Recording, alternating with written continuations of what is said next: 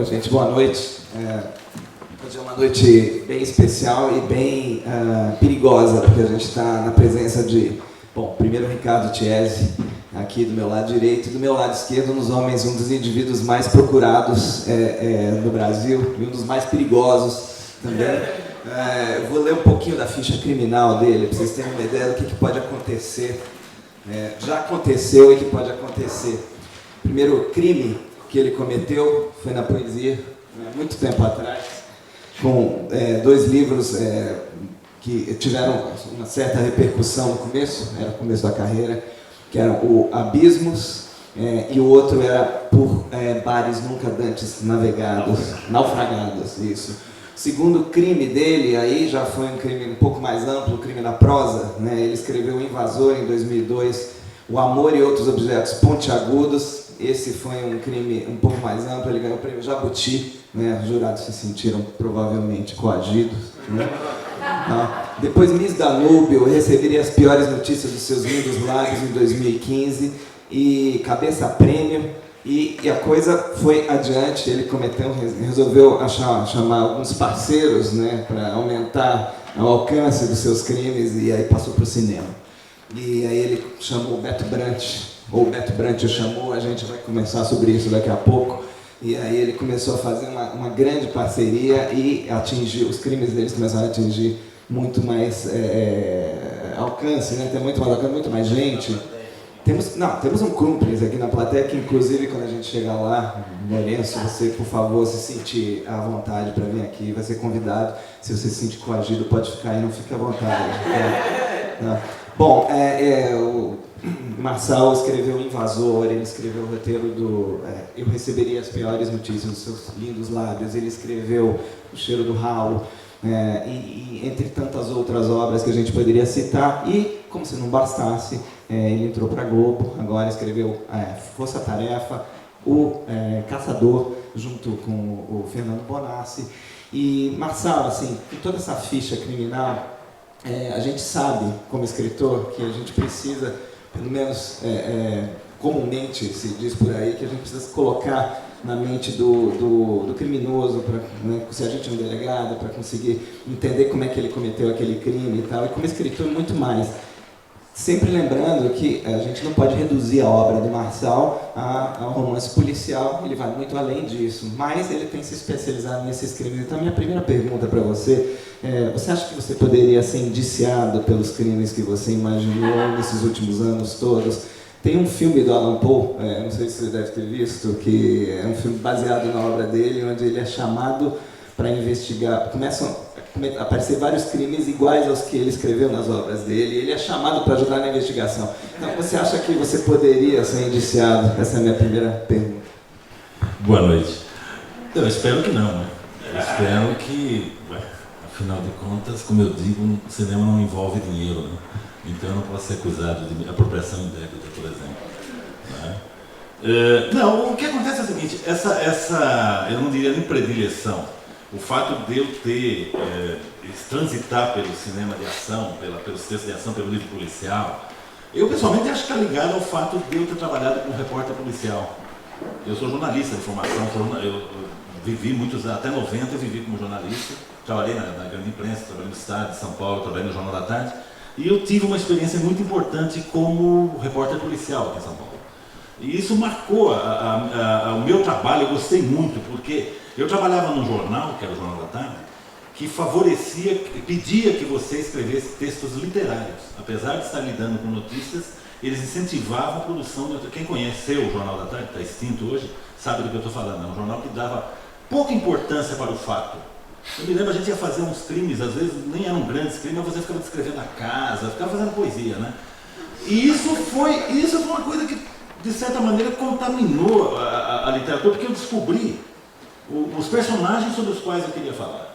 Que é o cara, não necessariamente da favela, mas o cara quase, uma coisa que não existe aqui em São Paulo, que tem no Rio, mas não existe aqui, que é o subúrbio. Eu queria falar desse cara suburbano, dessa luta do cara. Eu não queria falar nem do cara que está no topo da pirâmide, e não necessariamente ficar falando só de bandido, porque eu queria falar de conflito humano, basicamente era isso. Então eu acho que o fato de eu gostar muito, ter uma predileção por fazer alguns textos de levada policial, tem a ver, para mim, particularmente, com o fato de eu ter trabalhado como repórter e não propriamente de ser um especialista em literatura policial. Hoje eu nem sou um grande leitor de literatura policial, eu li o essencial, eu li os caras, sei lá, o Chandler, o Hammett, o Jim Thompson e outros caras aí, mas não faz, eu conheço gente que lê tudo. Acho um excelente aprendizado, né? Quando você lê, por exemplo, a Agatha Christie, eu li quando era moleque. Se você tem interesse em contar histórias, eu acho que a Agatha Christie é um ensinamento precioso, porque você aprende a fazer as manobras, quando revelar a coisa, porque eu acho o seguinte, só se aprende a escrever lendo. Não existe outro lugar para aprender. Você pode ter a orientação de alguém, queimar etapas, eu acho que é muito oportuno esses contatos, você ter um tipo de orientação, mas a verdade é a seguinte, eu só acredito em roteiristas ou escritores que leem. Eu acho assim, se eu não fosse um leitor, eu não seria escritor. Então, Marcelo, a minha primeira pergunta que eu queria te fazer tem um pouco isso já que você está falando. O quanto dessa sua experiência como repórter você ainda traz no seguinte sentido, eu vou começar pelo roteiro, eu queria chegar em literatura depois, mas o quanto escrevendo séries, por exemplo, você dramatiza a partir da vida real, da pesquisa, e essa pesquisa que eu digo é casos que você lembra, casos que você lê ou escuta, ou até como você está falando, pesquisa de literatura policial, pesquisa de narrativas policiais. O quanto que a imaginação, quando você está trabalhando, bebe da vida real? Eu acho que é difícil traçar isso de uma forma... Eu acho que as fontes todas estão aí. Eu acho que aquela coisa do que é literatura para mim? Literatura é observação, imaginação e experiência. Essas três coisas explicam qualquer literatura. Isso é o Faulkner que dizia. O que é literatura? Literatura é observação, experiência e imaginação. São três coisas que você dosa de acordo com aquilo que você está fazendo. Já aconteceu comigo de me lembrar de um fato, já aconteceu comigo de presenciar um fato, já aconteceu comigo, isso é muito, eu adoro quando acontece isso. Eu vejo uma coisa, não é bem aquilo que está acontecendo, mas eu imagino que seja. Eu preciso de uma centelha. Agora, eu necessito do real. Eu preciso ir para a rua, eu falo, a minha grande especialidade, na verdade, é ouvir conversa alheia. Eu sou o rei da conversa alheia. Por quê? Porque você, no mínimo, aprende a fazer diálogo. Porque tem uma história ótima sobre conversa alheia, que é o vizinho de... É uma velhinha que morava, uma época que eu morei na Conselheiro Rodrigues Alves, eu morei num apartamento, no apartamento de cima do meu morava uma velhinha, e acho que ela tinha aqueles primeiros telefones sem fio, e ela andava pela casa, então o meu telefone era uma espécie de ramal do telefone dela. Eu tirava do gancho e ela estava falando com a filha. E eu comecei a desenvolver uma dramaturgia, porque ela contava uma coisa para uma filha e mentia para outra. E começou um jogo e eu comecei a me parecia novela. Todo dia tinha que ter uma dose daquilo, virou uma droga aquilo ali, sabe? Eu me lembro da minha filha uma vez esperando para falar comigo e eu vi no telefone. E aí quando desliga ela diz, quem era? E eu engano, sabe? Então são coisas que você... Eu acho assim, eu acho que um cara que vai escrever, que tem a pretensão de contar histórias, tem que ter curiosidade pelo outro. Eu não acredito em escritores que se fecham em torres e ficam lá pensando um mundo ideal. Não, o mundo está aqui. O mundo tem cheiro, tem gosto, tem cor. E para mim é fundamental esse embate. E não que eu escreva o que eu exatamente vejo. Mas é que eu acho assim, covardia. Quando você está escrevendo, você sai à rua, o que o mundo manda de mensagens para você, eu falo assim, basta você estar de olho. É que a gente é muito embotado. A gente é muito fechado em si e a gente está piorando, né? Com esses gadgets todos, os celulares da vida, a gente está se fechando mais em si. E eu sou o contrário, eu acho que a gente precisa, eu tenho a maior curiosidade pelo outro. Sabe, eu sou o cara que puxa conversa no avião, no trem, no ônibus, eu quero saber quem é o outro. Então eu acho isso, quem escreve tem que... Por quê? Porque aí vem... De onde vem as histórias que a gente escreve, gente?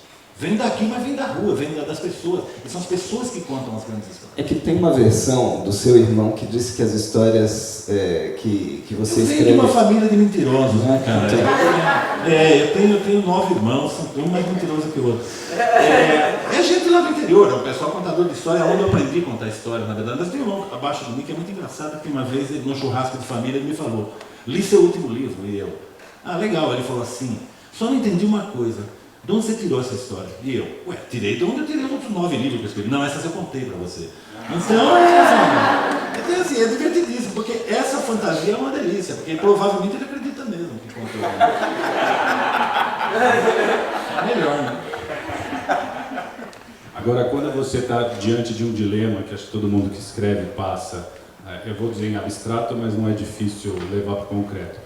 Você tem alguma ideia boa para ser estrutura, para, sei lá, para virada de história, e você sabe que na vida real não é assim, não é bem assim. Mas é muito bom, dramaticamente funciona muito bem. Como é que você lida com esse? Faço o cara sonhar. Faço o personagem sonhar. Você vê a coisa mais absurda do mundo, a coisa completamente surrealista dentro de uma narrativa de estrutura realista, e eu corto dizendo que aquilo é um sonho, por exemplo.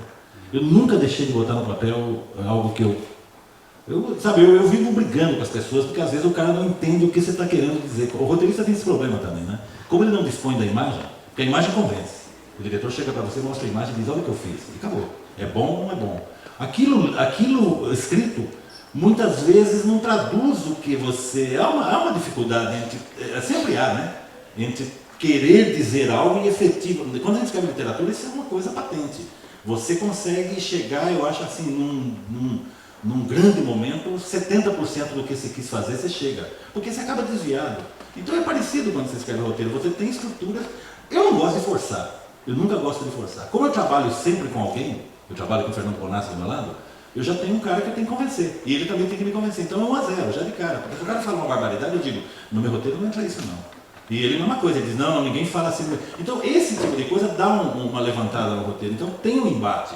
Agora, eu não deixo de botar no papel tudo aquilo que me passa na cabeça. Eu acho assim, o pior momento de alguém que cria é não colocar no papel, por qualquer razão, seja religiosa, não existe tema tabu para quem escreve. Se você tratar as coisas com responsabilidade e seriedade, você pode falar de qualquer coisa. Essa é a graça do negócio, na verdade. A arte existe para a gente poder fazer uma reflexão sobre isso, né? Então eu nunca deixo de botar no papel. Agora, tem coisa que é aquela coisa, tem situações que funcionam assim. Não é verossímil, cabe ao roteirista tornar aquilo verossímil. Então você, por exemplo, uma coisa mágica. Quando você ouve um diálogo bem escrito, por mais absurdo que seja a situação, aquilo soa familiar, você já ouviu aquela frase, dá um caráter de verossimilhança naquilo. Ao mesmo tempo que eu falo, o cinema brasileiro teve uma época que o trombadinha batia a carteira do cara, o cara corria atrás e gritava, peguem-no. Como assim peguem-no? Só se for o Pasquale, né, que foi assaltado, né? Pega ele, desculpa. Então você tem que ter essa coisa que eu falo assim, de estar ouvindo as pessoas. Eu vou ao bar, fico no bar ouvindo, sabe? Hoje está maravilhoso porque com o iPod, eu ponho o iPod, o fone no ouvido e não ligo o iPod. Então eu fico no metrô com o cara de paisagem, fico ouvindo a pessoa conversando no celular, contando as maiores barbaridades. De vez em quando eu olho para você, você mantém aquela cara, né? Só mais uma rapidinho. E você, ainda em séries, Marçal, você fazendo série, o quanto que você se inspira, bebe, o quanto você, das séries americanas que estão, inglesas, estão nessa fase que todo mundo tem profunda admiração, você acha que é um modelo, temos que fazer, claro que não igualzinho, mas com a mesma profundidade, com a mesma personagens complexos e tal, ou você não pira nisso? Você acha que esquece, vamos fazer nosso caminho e não adianta ficar se submetendo a modelos? Não, acho que a série hoje é a dramaturgia do futuro. A série é digamos assim, a ponto da TV aberta no Brasil se voltar para a série. Quando a Globo vai investir 500, 600 mil reais por episódio, significa que ela está jogando pesado, ela está acreditando que esse vai ser o modelo do futuro. E eu também acredito nisso. Acho que a dramaturgia do futuro vai passar pela forma seriada. Não vejo... O cinema vai continuar existindo, as formas de ver cinema, etc., mudaram, né? É tudo muito rápido e tal, mas eu acredito que o principal produto dramatúrgico a ser servido ao público no Brasil e no mundo são as séries. E aí tem uma infinidade, né? Que eu, pessoalmente, tenho muita dificuldade com série, porque eu não tenho paciência para assistir 18 horas no negócio, zero. Eu vejo um capítulo, e eu tenho um defeito, que é assim, começar a falar o que vai acontecer na série. Então, pessoas assistindo comigo detestam. Eu falo assim, vai fazer isso aqui, e faz mesmo, mas quem sabe? Não é clichê. O cara arma um negócio, você fala assim, o cara arma um negócio, o difícil é o cara te surpreender. Às vezes você surpreende. Eu digo, por isso, quando o negócio é muito bom, tipo Breaking Bad, está num padrão altíssimo. Eu falo assim, existe ali uma construção dramatúrgica que me interessa. Agora, esse feijãozinho com arroz do dia a dia, o legal é assim, eu tenho uma filha que assiste tudo, que mora comigo. Essa vê tudo antes da hora, vê, sabe? Tá passando nos Estados Unidos, ela já viu, ela comprou, não sei o quê. Então ela é minha, digamos assim, ela é uma espécie de fiscal para eu não fazer bobagem. Então, às vezes eu falo para ela, assim, da minha janela eu falo, vem cá, uma série sobre um anão preto, corcunda e homossexual. Ela fala, já tem. Porque eu não tenho paciência para ficar assim, porque eu digo para você com sinceridade, são poucas as grandes séries, as poderosas mesmo. Tem aí umas séries americanas, mas tem muito assim derivação. Tem muita loucura dos caras hoje. Hoje o cara faz uma proposta e ele sustenta uma série inteirinha a partir de um equívoco. E tem coisas verdadeiramente milagrosas. Eu vi, por exemplo, a primeira temporada do Homeland. Eu acho incrível aqueles roteiristas lá, porque o cara vai dando nó, a coisa vai se esvaziando de tal maneira, não tem pra onde ir, e o cara vai. Corajosamente ele conta um negócio e te convence. Porque o problema maior, quando você vê algo, seja série, seja filme, é você não acreditar naquilo que você está vendo. O roteirista fracassou, o diretor fracassou, os atores fracassaram. É terrível isso. É a famosa vergonha alheia, né? Você vê a cena e fala, uau! Né? Você é cobrado na emissora, ou se sente, você, o Bonassi, até pelo horário que vocês entram, tipo, aqui nós temos que apostar em mais ousadia. Assim, aqui nós temos que pegar um caminho que a TV aberta talvez em outro horário não tivesse coragem ou condição de fazer. Olha, eu 2 vezes a Globo me chamou para trabalhar e eu não topei, porque as condições não me pareciam boas. Eu ia estar a serviço de criadores que um deles eu não respeito. Tudo bem, esse cara não tem nada para algo que vá me interessar, não. Pode ser bom, mas não para mim. E quando a Globo chamou em 2008, me chamou, o Bonassi e o Braulio Mantovani naquela ocasião, eu achava que eles iam convidar a gente para fazer o Tropa de Elite na TV. E eu pensei, não vou fazer, não estou afim de fazer Tropa de Elite. Eu estava escrevendo um romance de amor, não queria saber de bandidagem, não. E aí aconteceu uma coisa curiosa, que a Globo me surpreendeu quando a Globo disse assim, não, nós não sabemos o que queremos, vocês vão dizer. A única coisa que nós queremos é assim, vocês têm liberdade total, e isso para mim foi fundamental. Vocês vão ter que escrever uma série de ação contemporânea, de preferência, por favor, não façam coisa de época aqui. E Rio de Janeiro, por gentileza, mantenham aqui para a gente poder filmar aqui. Então eram as exigências que me parecia um desafio fantástico para fazer. A gente criou força-tarefa dentro desses preceitos. Então eu nunca tive problema. Da mesma maneira, a Globo nunca chegou para nós e disse, olha, não pode isso, não pode aquilo. Porque eu trabalho assim, se alguém tem que cortar uma cena, é o cara que é responsável. Eu não sou censor, eu sou autor. Eu não estou nem aí. Eu sei, não pode isso. Não sei se pode ou não pode. Por que não pode? Onde está escrito que não pode? Porque não existe um índex onde está escrito o que pode e o que não pode. É o bom senso. Eu me lembro de uma cena que o cara tira a cena, e é uma cena que eu guardei, que eu ainda vou roubar essa cena para alguma coisa. Eu gosto muito dessa cena, mas o cara não topou por causa dele. Ele disse o seguinte, bom gosto. Eu me lembro do cara assim, aquele clássico, né? A mocinha ela entra no lugar e ela está investigando por conta própria, com o celular, ela está filmando o lugar porque ela vai fazer uma denúncia. Aí os capitães pegam ela, mas não sabem o que ela está fazendo e para quem ela está trabalhando. Leva ela para uma sala, o clássico é a mocinha espancada, ameaçada, batem nela, etc, etc. Eu pensei, não, isso é um clichêzão, velho, o cara não bate, o cara é mais malvado. Ele pega, bicho, abre uma gaveta, pega uma caixinha, mostra a caixinha para ela, ela conta tudo. E aí, quando a cena termina, você vê que dentro da caixinha tem 4, 5 baratas. Entende? Muito mais do que você dar soco na moça, dar porrada na moça. Aí o diretor diz assim, não, isso vai ter mau gosto, tem que dar porrada na moça. Aí eu vi o cara dar porrada na moça, eu falei, beleza, vai aí. Um dia eu vou usar essa da barata porque eu acho genial. Por que você não é verdade? Eu acredito que a maioria das pessoas, as mulheres sobretudo, tem medo de barata. Então barata é espancar a mocinha treinada pelo exército, pendurada, não conta nada, essa já é baratinha para ela olhar. Então, na verdade, assim, escrever é criar soluções para narrativas. O seriado fica muito assim, né? Tem um momento que você define o que é um seriado e você começa a lidar com ele no dia a dia. Aí vão aparecendo os problemas e você vai lidando com esses problemas e vai resolvendo. E vai tentando fazer algo diferente, tentando manter o ritmo, que é também um problema sério em seriado, porque eu vejo o seriado por aí, assim, os 3 primeiros episódios são espetaculares, o 5º cai, aí vira uma conversa mole, eu falo, que você está fazendo água. Você começa a usar muito o controle remoto para ver seriado, é mau sinal. Eu já vou passar para Alex. O Vince Gilligan, do Breaking Bad, disse como é que é o seu processo de trabalho, e ele respondeu algo como: a gente tem que resolver no dia seguinte os problemas que a gente plantou no dia anterior. Então é isso, a gente planta e sei lá como é que a gente vai sair disso e depois tem que sair disso.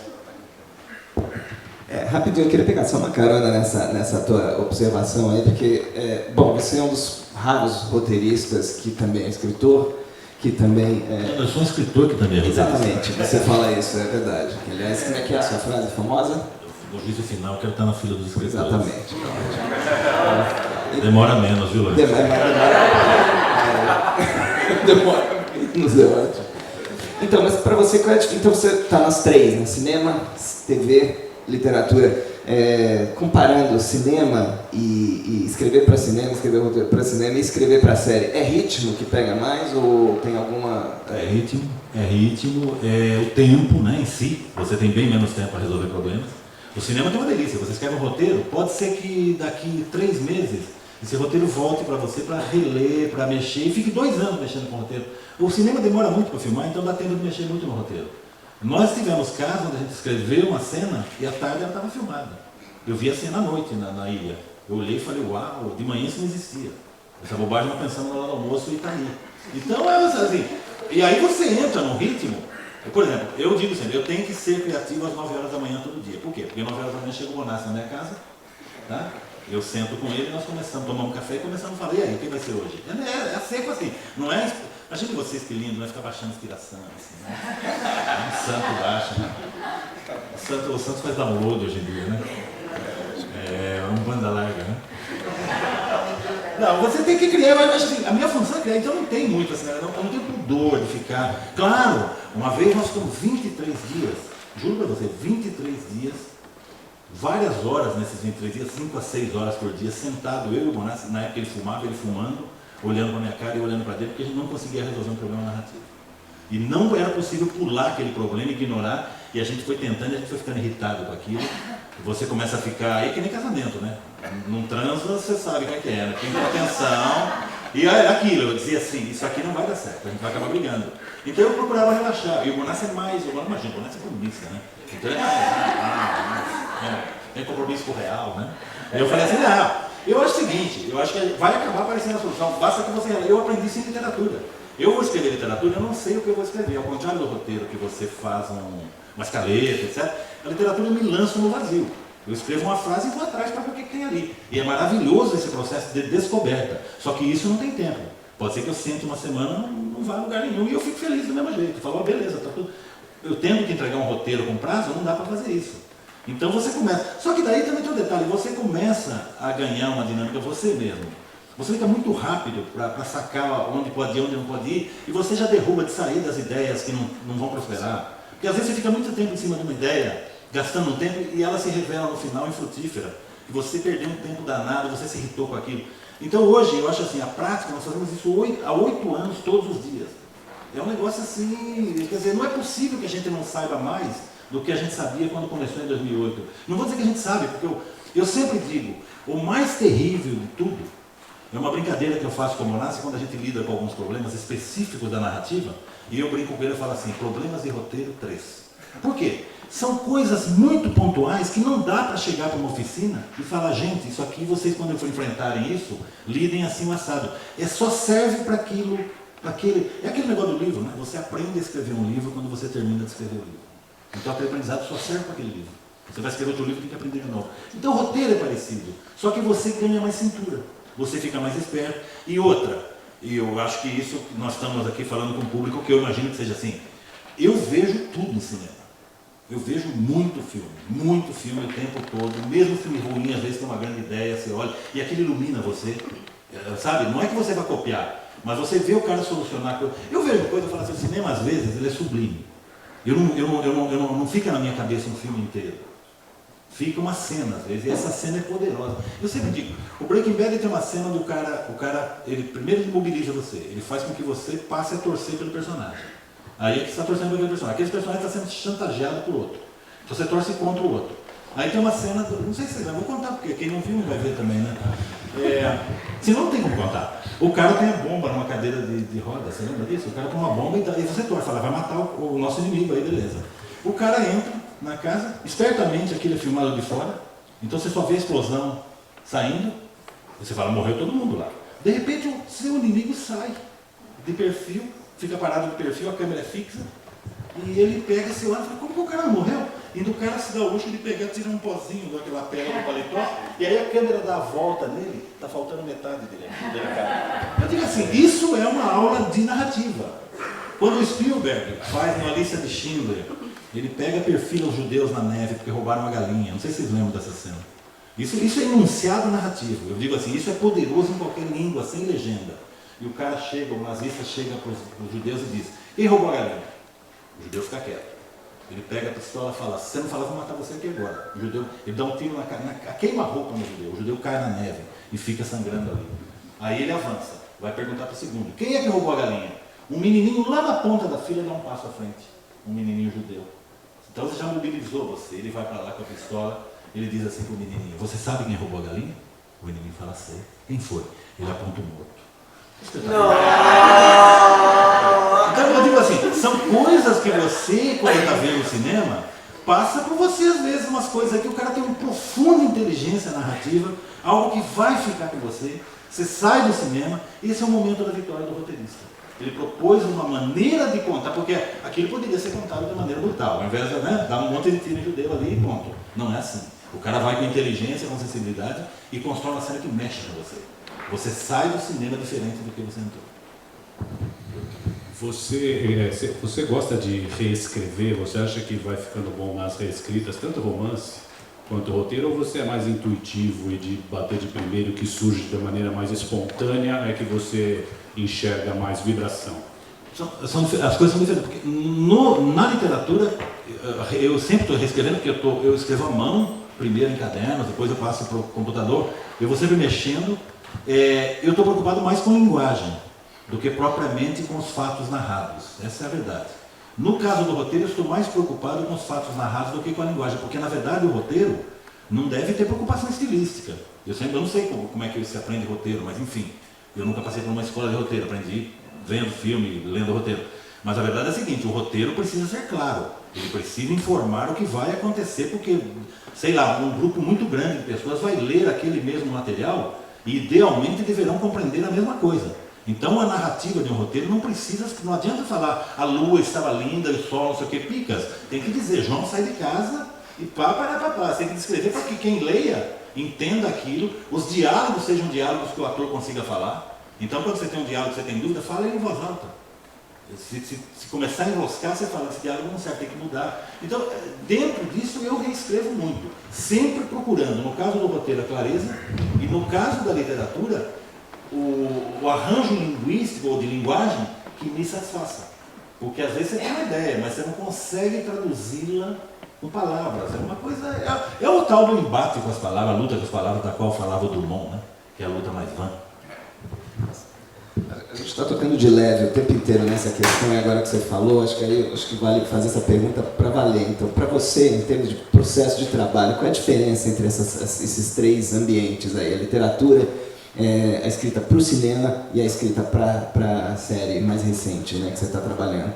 Para você, a diferença no seu processo de trabalho. Você já começou a falar um pouquinho disso, mas vamos assim, né, mais a fundo nisso. No caso do roteiro de série, como eu disse, é muito simples. Eu normalmente, eu vou sair de uma ideia original, nós temos uns personagens fixos, porque é uma série, a gente sabe mais ou menos o que aqueles personagens fazem, a gente vai criar uma história para aquele episódio. Vamos sair do zero. Então nós temos uns personagens, já sabemos, às vezes tem um arco central que você vai obedecer. Então é um processo de descobrir mesmo. Eu viro para o Bonassi e digo, vem cá, por que o cara não faz isso? Tateando. Aí a gente estabelece uma coisa mínima de texto e aí faz uma escaleta.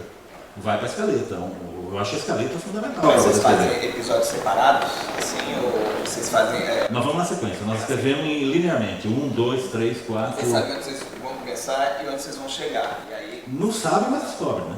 Não sabe, mas descobre. Não sabe. No geral, você está perdidaço. Você olha a conversa, não sabe do que mesmo elas estão falando. Não tem, mas você não consegue, porque é muita coisa. Imagina você, eu fico pensando assim, um novelista que escreve 60 laudas por dia. Eu acho uma coisa, um processo de loucura. Porque a gente escreve, eu digo para você, a gente escreve 10 minutos de dramaturgia por dia. É pouco, são 10 páginas. Agora, são 10 páginas que estão final, eu entrego para o meu diretor, ele fala, legal, vamos embora. Então tem um trabalho ali. Agora, não adianta, você não escreve um episódio inteiro num dia só. A outra coisa importante sobre escrever, o desgaste físico e mental, porque escrever é também uma exigência física, tem uma hora que você vai cansando. E aí o seu resultado cai e o seu nível de exigência cai. É o famoso põe aí. O põe aí não existe. Põe aí porque alguém vai filmar esse põe aí. Então não vai dar certo. Então, como é coletivo? A literatura é tudo ao contrário para mim. A literatura é onde eu gosto, é a minha cachaça. Eu vou escrever, eu escrevo em casa, eu escrevo à mão em cadernos, a hora que eu quiser, depende da minha disponibilidade de tempo. Eu não estou me cobrando nada, eu leio aquilo que eu escrevi, tento entender que história eu estou contando, porque em geral eu não sei. Eu vou descobrindo à medida que eu vou avançando. É uma delícia, porque parece que há uma conspiração em certo momento, e tudo conspira a favor. Né? Eu acho assim, a gente não está... Eu talvez esteja mistificando uma coisa, que pessoas aqui têm experiências muito diferentes, mas eu tenho isso aí. Quando eu começo a escrever uma coisa, eu entro num lugar da literatura que me faz ver coisas que eu não estava vendo normalmente, no dia a dia. Eu dou um exemplo concreto. Quando eu estava escrevendo Eu Receberia as Piores Notícias dos Seus Lindos Lábios, tinha um momento que ela vinha, saía da casa do fotógrafo e ela estava atrasada por um compromisso X. E eu não sabia que compromisso era esse. Eu sabia que ela era louca de queda, mas... E aí eu falei, legal, fiquei lá umas 2 horas tentando... Olha, um detalhe, né, que você vai botar numa linha, mas eu fiquei, falei, por quê? Por quê? Porque aquilo tem uma verdade. Para mim tinha uma verdade aquilo. E eu saí para tomar um café na padaria. Eu morava naquela rua já há uns anos, mas eu nunca tinha visto uma portinha que tinha assim, estava escrito assim, tenda esotérica. E eu, uau! Sabe aquela coisa de filme que você nunca viu a tenda esotérica, ela está ali esperando você? Eu entrei e estava lá uma plaquinha, hoje, curso de terapia plânica. E eu, tá pra mim. Sentei com a mocinha e falei para ela, eu quero saber o que é terapia plânica. Ela me explicou toda a terapia plânica, eu cancelei o café, cancelei tudo, eu voltei e falei, ela vinha sair, ela vai fazer um curso de terapia plânica. Para quem se interessou, a terapia plânica é terapia pelo alinhamento de chakras. No caso dela não ajudou muito também, né? Porque no caso dela também não ajudou. Ajudou. E no cinema, então, assim, você estava falando um pouquinho de literatura. O cinema é uma viagem completamente diferente, porque em geral, eu vou falar de uma experiência, apenas para diferenciar, eu vou falar de um livro, de adaptação de um livro por mim mesmo, que eu vou ajudar a adaptar um livro. Como diz um amigo meu, ele fala assim, quanto você ganha para ajudar a estragar seus livros? Eu tenho uma profunda admiração pelo Beto Brant, como diretor com quem eu trabalho mais frequentemente. Eu fiz 7 filmes com ele, desde o primeiro. O Beto foi me procurar porque leu um livro meu, queria fazer um curta-metragem, se tornou um amigo. Meu irmão, Beto é meu irmão. Beto, eu pertenço à família do Beto, assim como ele pertence a mim. É uma coisa... Né, nós temos 25 anos de amizade, é uma coisa... Já passamos poucas e boas, já viajamos pelo mundo, já pelo Brasil e pelo mundo. Então, o processo é completamente diferente, porque eu não quero adaptar livro nenhum. O único livro que eu olhei com intenções homicidas foi o Cheiro Ralo. Porque eu acho, quando eu termino de ler um livro, juro para vocês, embora eu seja roteirista, eu leio como leitor. Eu termino de ler e digo, que livro fascinante, ponho na minha biblioteca e deixo lá. É necessário que um diretor diga, vem cá, eu estou pensando em filmar aquele livro. Você me ajuda? Então eu pergunto para o diretor, que é uma pergunta crucial, qual é o filme que você vê aqui? Porque aí nós vamos chegar naquele campo da fidelidade da adaptação, que é uma coisa seríssima. Porque as pessoas vão ao cinema esperando ver o livro na tela. E isso jamais vai acontecer. Toda adaptação é apenas uma leitura daquele livro. Se 2 diretores diferentes fizerem uma adaptação de um livro, certamente teremos 2 adaptações muito diferentes. Então eu percebi rapidamente que o diretor vê, o livro responde a ele questões pessoais dele. Então o meu trabalho como roteirista é ajudá-lo a botar no papel aquilo que ele vai querer filmar. É bobagem pensar que por eu ter escrito o livro, eu sei mais do que o resto, não sei, porque o diretor está... Inclusive aquela história, uma brincadeira com o Beto uma vez. Eu estava na casa do Beto e a irmã do Beto perguntou como é que vocês se conheceram, ele contou a história do conto, que ele queria fazer um curta.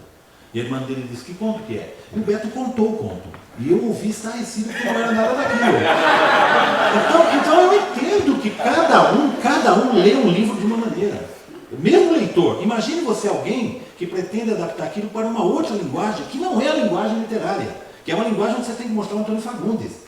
Aí o cara que lê o livro fala, não, meu personagem é menorzinho, sabe? Ele é mais novo, ele não é tão, sabe? E aí fica aquele negócio. Então eu recomendo a pessoas que amam profundamente um livro, muito profundamente, não vivem sem. Se esse livro não existisse, vocês não estariam no mundo, não vão assistir as adaptações. Porque vai ser sempre uma adaptação.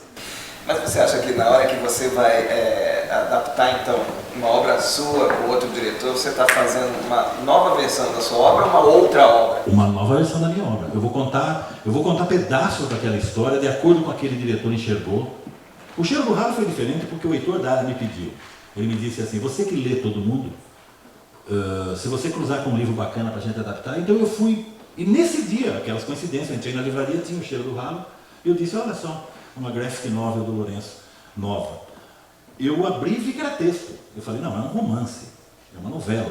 E na hora eu percebi que aquilo era um material inflamável. Eu falei, isso aqui é maravilhoso, e levei para o autor, e aí o resto é história. Né? O resto a gente não tinha dinheiro, mas fez um filme que, graças a Deus, é uma coisa, assim, uma das coisas das quais eu me orgulho.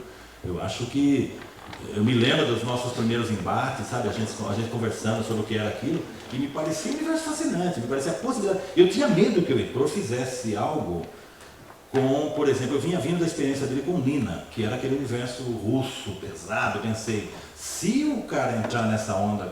Mas não, desde o princípio, o Heitor terminou de ler o livro, eu perguntei a ele qual é a história que você quer contar, e ele me disse, e me pareceu que ele tinha entendido mais ou menos a mesma coisa que eu. E também tinha uma coisa do Heitor, já enxergar aquilo como uma adaptação, que eu me lembro que eu fui almoçar com ele, ele já trouxe o livro tudo anotado, com a canetinha verde, canetinha vermelha, canetinha azul, ele falava, o verde está aprovado, o diabo está bom, esse aqui está... Então, esse caso eu estava pensando em adaptar um livro. Agora, gente, eu leio os livros por aí, não passa pela minha cabeça que dá filme. Eu às vezes levo um susto, eu vejo assim, foi filmado tal livro, eu digo, uau, que ousadia. Porque o livro é um livro, é aquele negócio, eu sou um escritor, eu vou gostar sempre de livro, não adianta. Lourenço, você não quer vir sentar aqui e falar um pouquinho do Cheiro do Ralo com o Marçal? Porque, assim, eu já tenho até uma pergunta para você, rapidinho, já que o Marçal tocou nesse assunto. Você tem esse mesmo processo que ele? Você imagina um livro, como é que você se sentiu em relação ao que ele fez em termos de adaptação com o seu livro? Porque você tem uma frase ótima sobre o Cheiro do Ralo, né?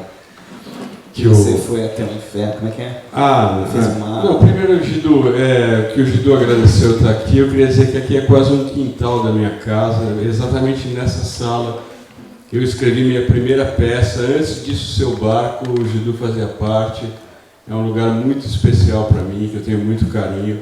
O Marçal é outro cara que me descobriu e que é um querido amigo.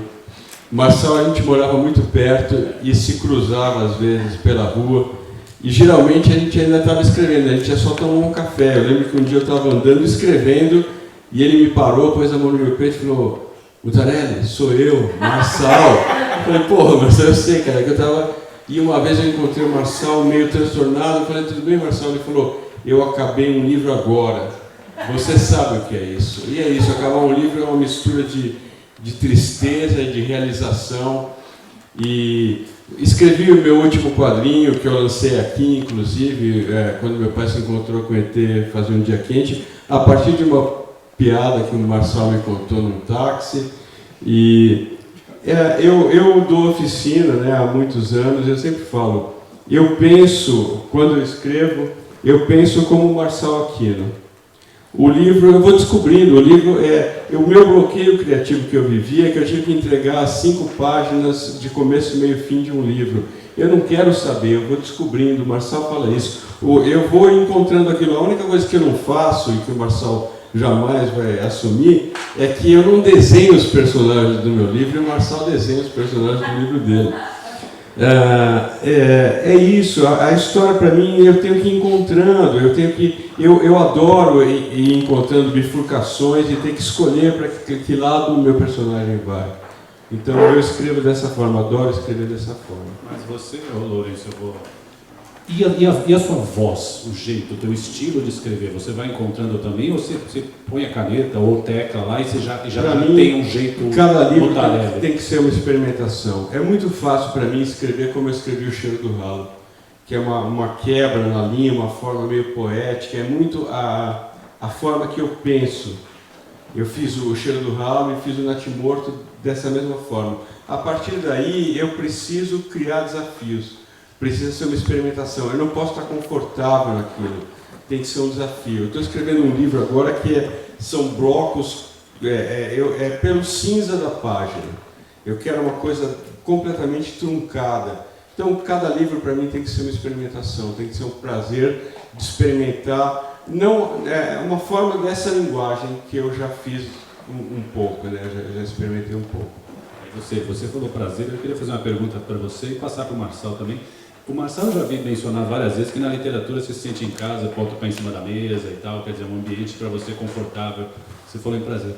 Mas eu tenho dificuldade de acreditar nisso. Vocês não sofrem, não? Não é um processo sofrido? Para escrever? Romance, novela, romance. Sofrimento? Não. Eu vou falar de gente que arranca os cabelos, rola pro chão. Não. Bicho, cara, olha só como é que eu vejo isso. O que tem de sofrer? Não vou chamar de sofrer, existe dificuldade, é difícil escrever. É muito difícil escrever. Eu acho assim, eu quando comecei no jornalismo, eu achava fascinante dele sentado na máquina escrevendo e eu levava um tempão. Eu pensei, com o tempo eu vou estar escrevendo assim também. Não, foi piorando. Porque hoje, para eu botar uma frase no papel, ela tem que me convencer de um jeito que todas as outras frases que eu já escrevi já não me interessa mais. Não me interessa pisar sobre as minhas pegadas, as minhas próprias pegadas. Eu gosto do inusitado. Não vejo como sofrimento, vejo como trabalho, coisa às vezes física mesmo, de suar, de você enfrentar ali, são horas de escrita. Você se obriga a uma rotina? Nunca me obrigo. Se eu sentir que não está rolando, eu vou ler, vou mexer com o material que está. Eu nunca fico, não, tem que sair. Isso é natural. Eu tenho algo para contar, eu estou num trecho da história que eu estou contando, e é só deixar aquilo entrar. Na verdade, eu diria, é uma coisa que talvez eu nem consiga explicar direito. Por isso que eu falei em mistificação, não gosto muito da ideia, mas eu estou escrevendo um negócio, os elementos estão lá, eu não sei tudo sobre aquilo, eu me coloco à disposição daquilo e eu vou te dizer, a história anda, é incrível, você fala assim, poxa, eu não sabia que esse personagem sabia isso, e ele conta para você. Então, para mim, assim, é sempre uma experiência trabalhosa, mas muito prazerosa. A satisfação que uma vez eu falei isso e você me contradisse num debate, né? Que bom. Porque uma vez nós estávamos, eu falei assim, um bom parágrafo que você consiga escrever, porque você, evidentemente, não é um idiota de achar que tudo que você escreve é genial, você não é gênio, você é trabalhador. Eu vejo assim, eu tenho clareza, eu tenho muito clara a minha estatura literária. Eu sei quem eu sou como escritor. Eu tenho quase 60 anos, eu tenho 57 anos. Faz muitos anos que eu faço isso, eu sei certinho quem eu sou, quem eu admiro, por que eu vim até aqui. Então tem uma coisa muito clara para mim de não me cobrar, não, eu faço isso por prazer, porque eu gosto. Ninguém está me obrigando, ninguém está pedindo um livro. Eu tenho tanto livro, gente, sendo publicado. Para que um livro nasça, ele precisa representar algo para você, ele precisa representar algo efetivo para você. Então, para mim, assim, é uma relação de prazer, de trabalho, mas sempre prazerosa. Na época eu dependia da RT, aí eu tinha que fazer um livro por ano. A história era que uma vez eu falei assim, que quando você consegue escrever um parágrafo, você consegue realmente botar no papel aquilo tem um poder em cima de você, aquilo é um negócio. Eu falei assim, gente, nem droga dá essa satisfação. Ele virou e falou, fale por você. Eu estava de TPM aqui, de Marcelo, desculpa, foi mal. O que era mesmo?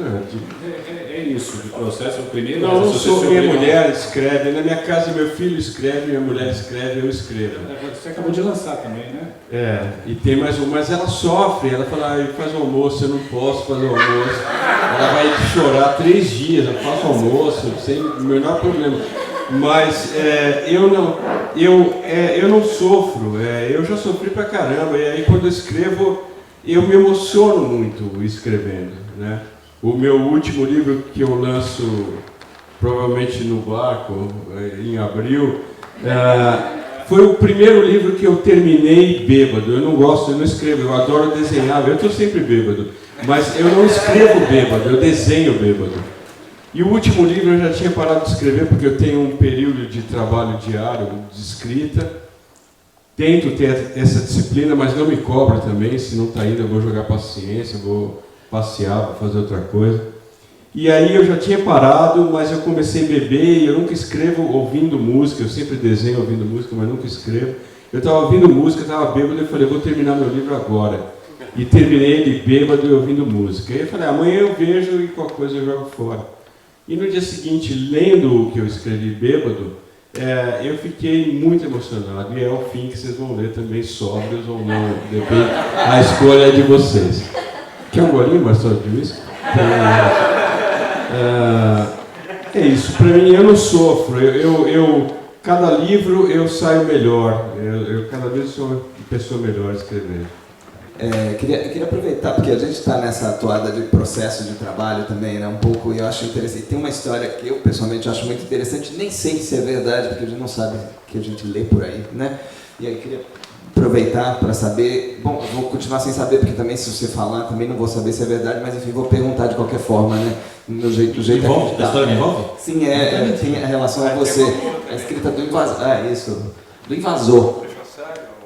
Não, você vai ficar aqui até o fim. Pode pegar. Eu sei o que você está falando. Whisky? Ótimo. Eu acho que eu sei o que você está falando do invasor. O invasor é um caso muito singular, né? Porque o invasor, ele nasce como livro. Eu paro a metade do livro, um terço, um pouco mais, desisto, abandono o livro, vou para o roteiro, escrevemos o roteiro, ficamos trabalhando no roteiro uns anos. 5 anos depois eu voltei para o livro, terminei o livro e publiquei o livro junto com o filme. Coisa que eu não queria fazer, porque eu acho assim, eu tenho uma história para contar e eu não sei essa história. Isso é absolutamente sincero. Quando você acaba de escrever um livro, você aprendeu tudo sobre aquele livro, só serve para ele. Não adianta querer escrever outro livro com aquela ferramenta, ela pode jogar fora a ferramenta. Então é um pouco isso. Eu estava escrevendo o Invasor, era uma viagem pessoal minha. Como é que surge o Invasor? Um dia eu acordei um domingo de manhã e disse assim, vou escrever um livro chamado O Invasor. Eu fiz coisa pior. Uma vez eu estava andando na rua com o Guedes, eu falei assim pro Guedes, que é um poeta, né? Falei, Guedes, o que você acha disso? Eu receberia as piores notícias dos seus lindos lábios. Ele olhou para mim e falou assim, parece um verso de um bolero ruim. Eu peguei, não sabia o que era aquilo, eu anotei no caderno. 2 anos depois eu comecei a escrever uma história e falei, isso aqui eu receberia as piores notícias dos seus lindos lábios. Então o Invasor foi parecido, eu acordei um domingo de manhã, enquanto eu estava fazendo café, eu falei, eu vou escrever um livro chamado O Invasor. Aí eu comecei a pensar que invasor era esse. E cara, na hora a coisa se apresentou para mim. Era um cara da periferia que os caras iam buscar para resolver um crime. E eu comecei a escrever de imediato. Isso foi em 97. Comecei a escrever loucamente. Aí nós estávamos terminando, o Beto estava terminando de filmar o Ação de Amigos. E uma festa aqui em Pinheiros, e o Beto me chamou de lado e falou assim para mim, qual é o nosso próximo filme? Eu falei, não sei qual é o nosso próximo filme, eu sei qual é o meu próximo livro. Qual é o Invasor? Ele falou, o que é ET? Eu falei, não. Aí expliquei pro Beto o que era. Quando eu contei pro Beto o que era, o Beto, que é uma criatura doce, um poeta, ficou escandalizado, porque ninguém prestava. Todo mundo era bandido ali, né? Era um ambiente de alta bandidagem. É corrupção na elite, empreiteira. Imagine vocês, sua familiar, né? Empreiteira. Os caras tinham uma empreiteira e tal, e não quer fazer negócio com o governo e tal, beleza. Então, eu vim do jornalismo e eu trazia isso comigo. Aí, no meio do processo, o Beto disse, não, tá louco, eu não quero mais filme com revólver e tal. A gente tinha feito Matadores, Bastante Amigo. Mas, Beto, sim, eu estou fazendo meu livro. Você vai, vamos tocar a vida. Um dia o Beto foi em casa. E eu li para ele, porque o Beto é um cineasta literário, ele precisa ouvir o texto. Não adianta você contar uma história do Beto. Você chegar pro Beto, que nem às vezes acontece, né? Deixa eu ver, tem uma história para você, cara, o meu primo, epilético, aí começa a contar um negócio, eu falo assim, isso aí não vai acontecer nada, escreva você a sua história. O Beto, você lê pro Beto, ele imediatamente começa a coisa do cinema na cabeça dele, é uma sintaxe forte. Então eu li o Invasor para ele e falou assim, vamos fazer esse roteiro. Eu deixei o livro de lado, fui escrever, por isso escrevi o Cabeça Prêmio, fui fazer outra coisa, deixei o Invasor, escrevemos o roteiro, não tinha grana para fazer, foi necessário aparecer um prêmio de baixo orçamento, né? O Invasor é um produto de baixo orçamento naquela época, e aí eu queria publicar o livro. O Beto achava que eu já tinha perdido o livro anterior, que era o Ação de Amigos, o original é um romance, mas eu fiquei muito tempo pesquisando, e quando eu escrevi o roteiro, eu abandonei, falei, não vou fazer o livro agora. E o Beto me disse, não, publique o livro que eu te dou um caderno de fotos, para você publicar junto com o volume. Aí, o imediato veio com a ideia de publicar o roteiro junto. Aí me deu um entusiasmo e eu voltei para o livro. Só tinha um problema. Eu sabia tudo da história. E aí não tem graça você escrever. E a saída foi a seguinte. Sem saber de nada, eu escrevi o livro na primeira pessoa. Do personagem que morre. Normalmente, se quem conhece Estatuto Literário aqui, se tem alguém que estuda letras ou coisa parecida, há uma coisa no Estatuto Literário que diz o seguinte. Se um personagem de um livro sabe alguma coisa, é porque contaram para ele, ou ele viu, ele ouviu, ele não pode ir narrando na primeira pessoa, ele não pode virar e falar de uma reunião que ele não assistiu. Embora, a gente já viu, o Machado de Assis já mostrou para a gente que mortos falam para burro, falam bem, inclusive. Nas línguas é espetacular. Mas eu não fui morar no Machado de Assis, eu sou uma sala aqui, eu morava na Vila Mariana, era bem mais modesto. Então, eu fiz o seguinte, eu mantive a narrativa na primeira pessoa, só contei daquela história toda que eu conhecia, que estava toda já, inclusive filmada, eu já sabia que era até o Paulo Miklos que ia fazer o papel. Eu contei só o que o personagem podia saber. Então você tem uma história na novela que ela é a mesma história do cinema contada por um outro ângulo.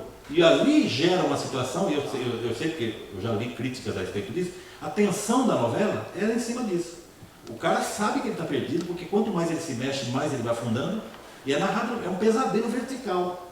E ele morre no fim. Paciência. Eu digo, beleza, ele vai morrer no fim.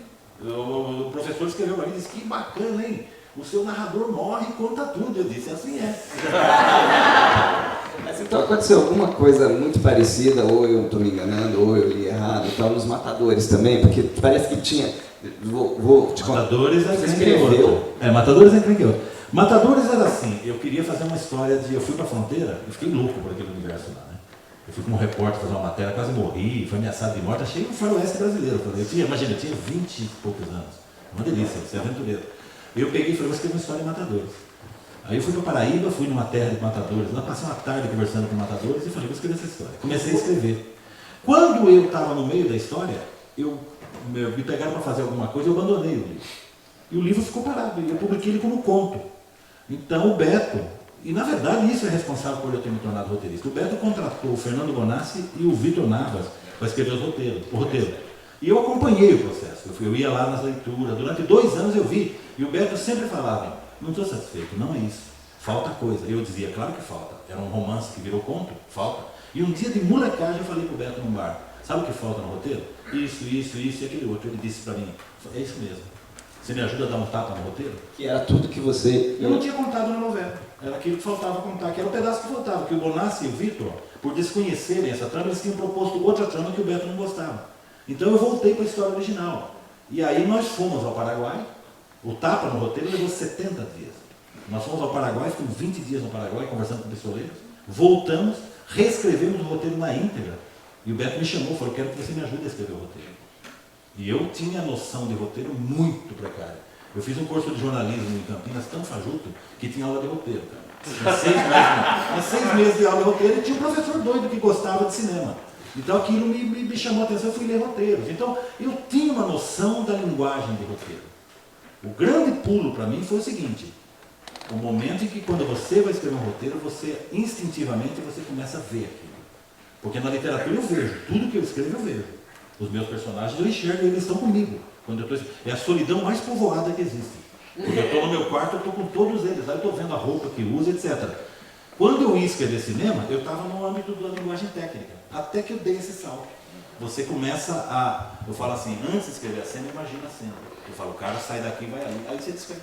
Então, esses processos todos me tornaram roteirista. E aí você não escreveu o livro, Os Matadores, O conto está publicado. O conto sim, mas a novela você abriu mão. Não.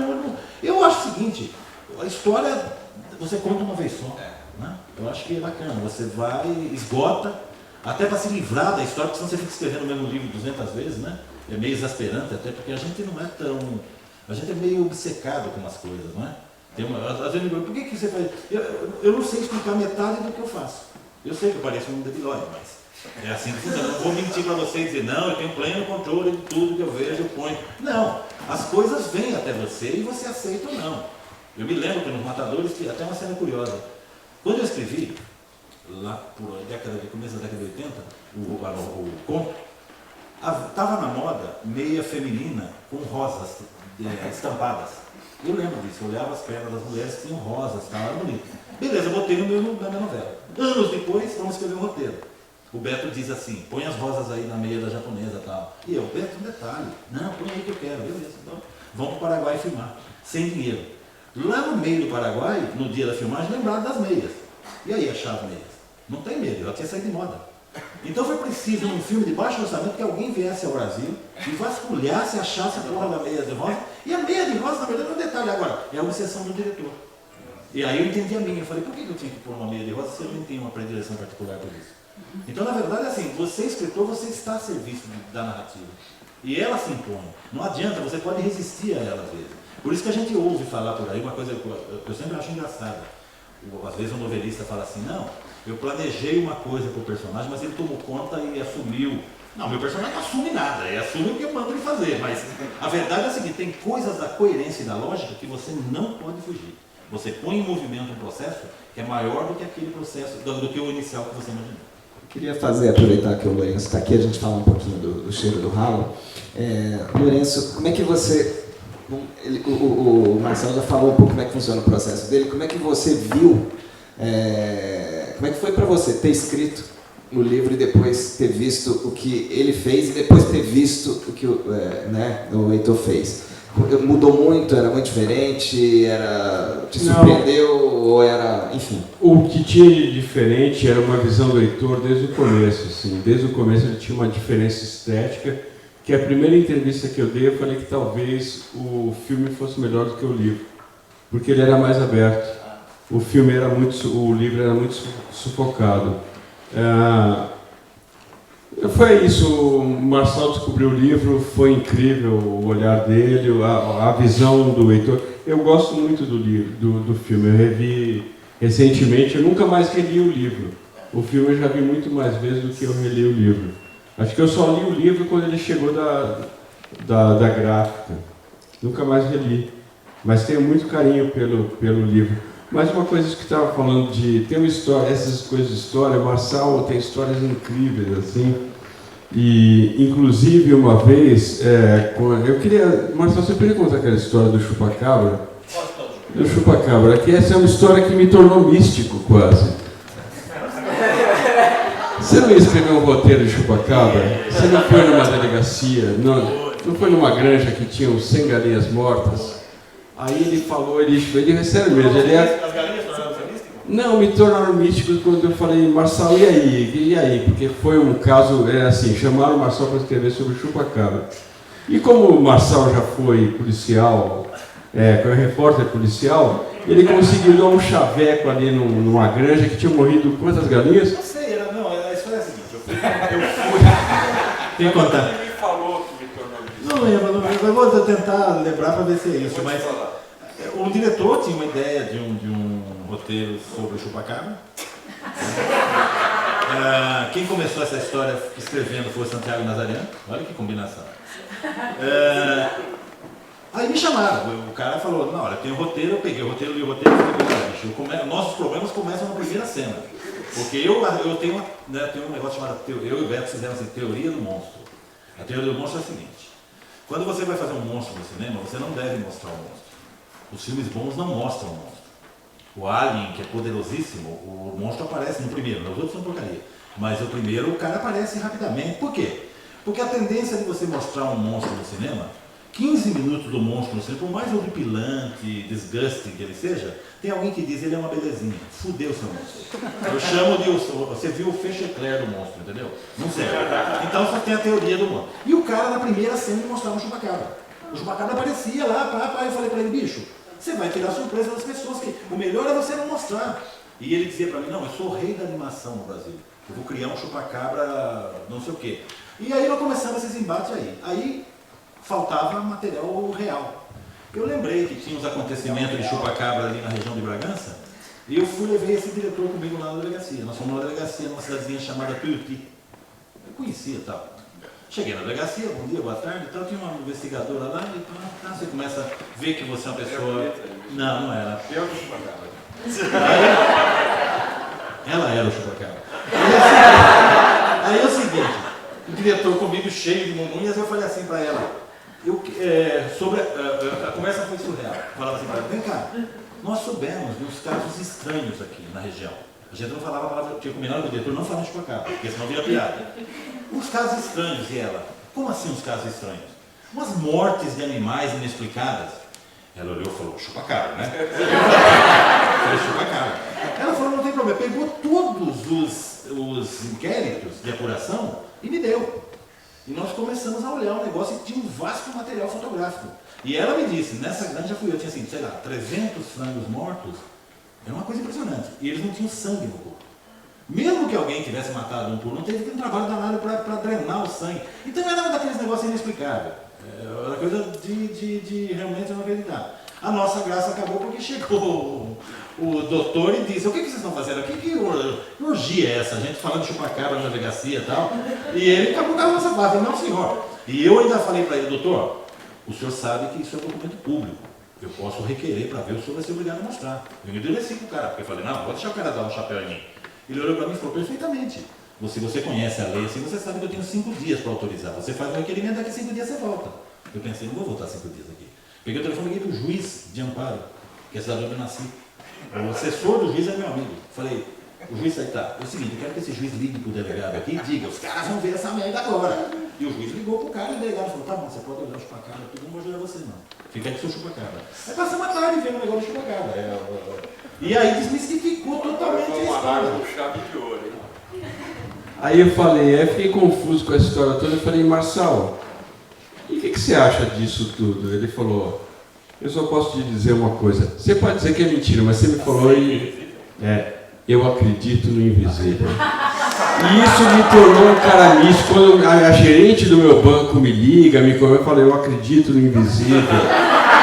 Eu acredito no invisível. E eu acabei de filmar o Escaravelho do Diabo em Amparo, que cidade linda, e eu sou um capeta lá, o bicho. Nossa, olha, meu querido. Não, é verdade. Eu acho assim. A partir de então... É burrice, mas tem apenas burrice achar Que nós somos o supra-sumo da cocada preta. Nós, seres humanos. Nós somos o the best. Não somos, gente. Desculpa. Tem uns humanos bonitinhos aí, mas não somos, não. Sabe, tem algo fora daqui que escapa à nossa compreensão e nos desafia todos os dias. E isso, inclusive, nos faz escrever. E não entender direito por que você escreve assim o assado. Eu acredito piamente nisso. Eu acredito também. Eu também. História eu não tenho medo do invisível. Não é nada medo, né? Não, eu acho assim. Eu acho que existem instâncias que nós não temos acesso. Eu sei que está parecendo uma conversa de, né? Mas não é não. É a minha crença. Eu acho assim, existe um mundo concreto, ele é palpável, real, nem sempre é compreensível. E existe um outro lado que às vezes uma pequena fresta se abre e a gente consegue dar uma olhadinha rápida. Só fica com saudade do que não aconteceu. Eu queria, antes de passar as perguntas, né, mas não perder a chance de aproveitar a presença de 2 escritores aqui. Esse curso que a Julinha mencionou, chama Narrativa Audiovisual, a gente não quis dar nome de roteiro, porque a gente trata esse curso assim, personagem como personagem, independente de um livro ou uma narrativa, contar histórias, né? Eu e o Alexei, a gente divide esse curso, tenta evocar muito os escritores e os livros. Você falou isso na sua primeira intervenção, né? Não acredito em quem vai escrever, que não leia, né? E eu queria ouvir um comentário de vocês sobre isso para finalizar essa primeira parte do papo. Sobre essa relação literatura e roteiro e no fundamento da narrativa, né? Que são os livros. Olha, eu me interessei por histórias porque eu nasci lá em Amparo. Eu nasci no interior de Amparo, eu nasci numa fazenda em Amparo. Eu fiquei até os 6 anos nessa fazenda. E nessa fazenda não tinha televisão.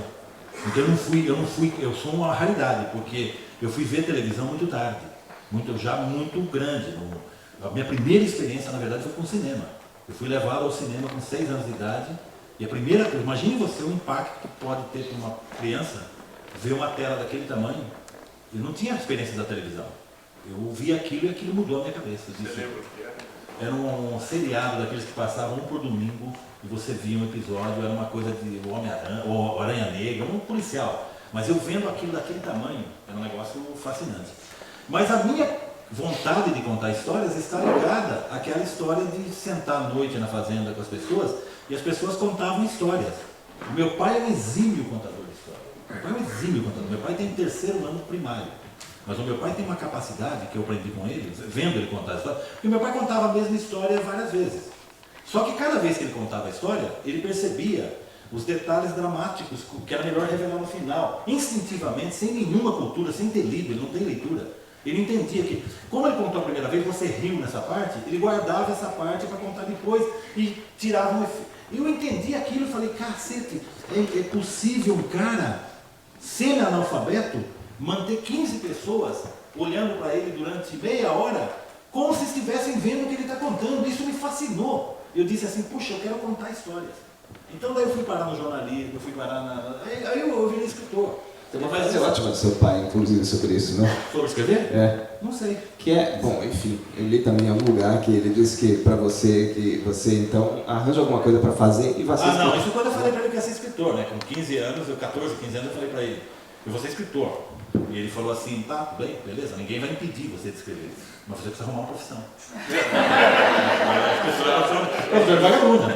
E ele sabe, claro, ele está certo, porque E outra, porque você quando começa a escrever, e a minha geração era um pouco assim, tinha a história de você se profissionalizar como escritor. Começar a ganhar vida como escritor, que afinal é o que você gosta de fazer. E eu sempre tive uma visão completamente torta disso. Eu dizia assim, eu não quero ser um escritor profissional. Eu não quero escrever por dinheiro. Eu quero escrever quando eu tiver vontade. Porque se eu for escrever por dinheiro, eu vou ter que escrever de qualquer jeito, 1 livro por ano, 2 livros por ano. Eu não quero fazer isso.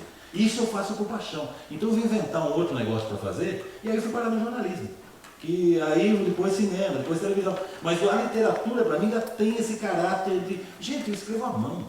Que é um negócio mais... Como é que chama isso?